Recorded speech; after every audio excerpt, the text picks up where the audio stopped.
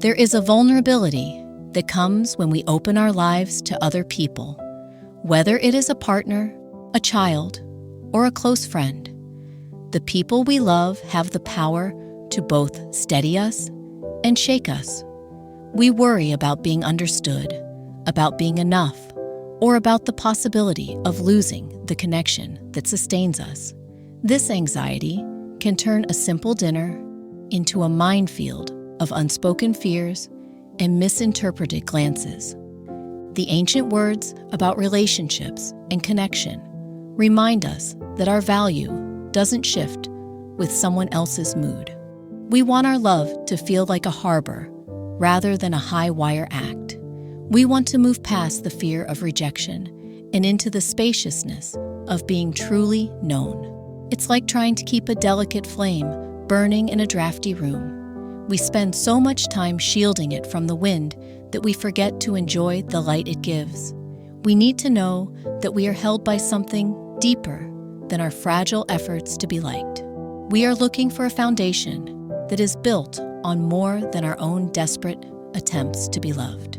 The first letter of John contains a profound insight into the nature of fear and connection. In chapter 4, verse 18, it says, "There is no fear in love, but perfect love casteth out fear, because fear hath torment."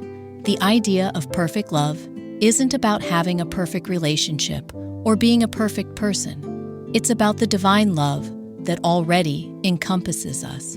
Think about the way a heavy quilt feels on a cold night. It doesn't ask you to be anything other than what you are. It simply wraps around you and provides warmth and weight.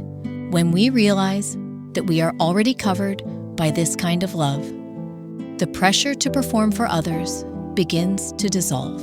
Scripture reminds us that we can stop tormenting ourselves with the question of whether we are lovable.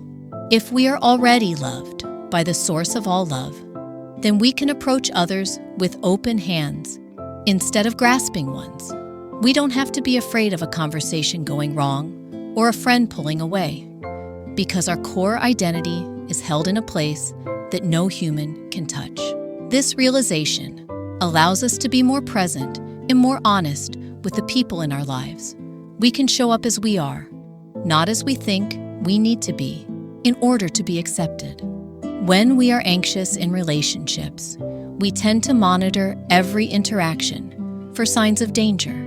We analyze tone of voice, we decode text messages, we keep score of who reached out last. This hypervigilance is exhausting, and it prevents us from actually experiencing the relationship. We are so busy protecting ourselves from potential pain that we never fully arrive in the moment.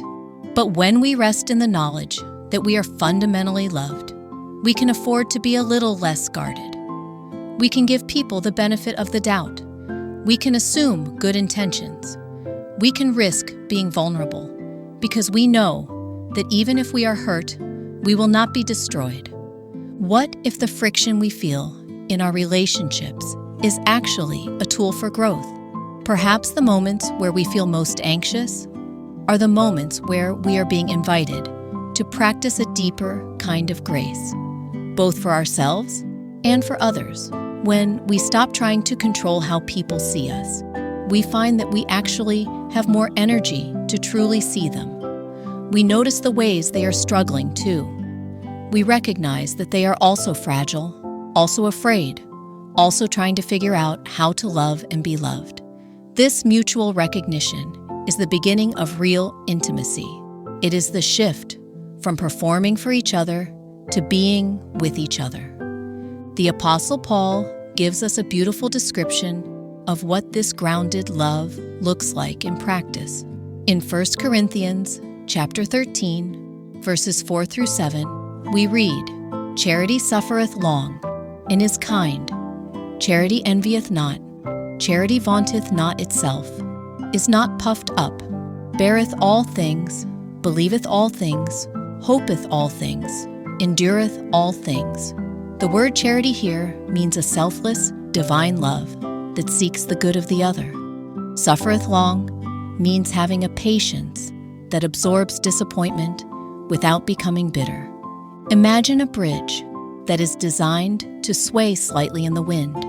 If the bridge were perfectly rigid, it would crack under the pressure of a storm. But because it has a little bit of give, it can withstand the strongest gusts and remain standing. Our relationships need that kind of flexibility. When we are anxious, we tend to get rigid and demanding. We want guarantees that we will not be hurt, and when we don't get them, we either withdraw or we cling tighter. But the verses about love and relationships invite us to be like that bridge. We can bear all things because we aren't carrying the weight alone. We can believe and hope even when things are messy, because we know that love is a long-term project, not a daily performance. This perspective helps us let go of the small anxieties and focus on the steady work of being kind, one interaction at a time. We don't have to get every conversation right. We don't have to fix every misunderstanding immediately. We can trust that the relationship has enough elasticity to survive our imperfections, and that the other person is probably being just as patient with us as we are trying to be with them. The truth is that we will mess up. We will say the wrong thing. We will misread signals. We will have days when we are too tired or too stressed to be the friend or partner we want to be. And that is okay.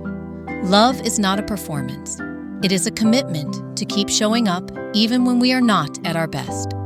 The people who truly love us are not looking for perfection. They are looking for authenticity. They want to know the real person, not the carefully curated version we think they will accept. When we let go of the act, we give others permission to let go of theirs, and that is when real connection becomes possible. We stop being actors in each other's lives and become companions instead.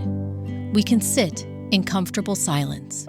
We can disagree without it meaning the end of everything. We can have bad days and know that the relationship will still be there when the sun comes up. This is the gift of being known, not the terror of being seen and rejected, but the relief of being seen and accepted anyway. It doesn't mean the anxiety disappears entirely, but it does mean the anxiety no longer gets to write the script for how we show up in our relationships. As you interact with the people in your world today, move with a sense of freedom. You don't have to get everything right to be worthy of connection. You can be messy and complicated and still be a blessing to those around you. Take a breath and let the love you've been given be the love you share. May you find the courage to be your authentic self in every conversation. May your heart be a safe place for others to rest. May you release the need to control how others perceive you. May you notice the small, quiet ways you are being loved today. May you offer yourself the same grace you give to your dearest friends. May you sleep tonight, knowing you are part of a family that spans heaven and earth.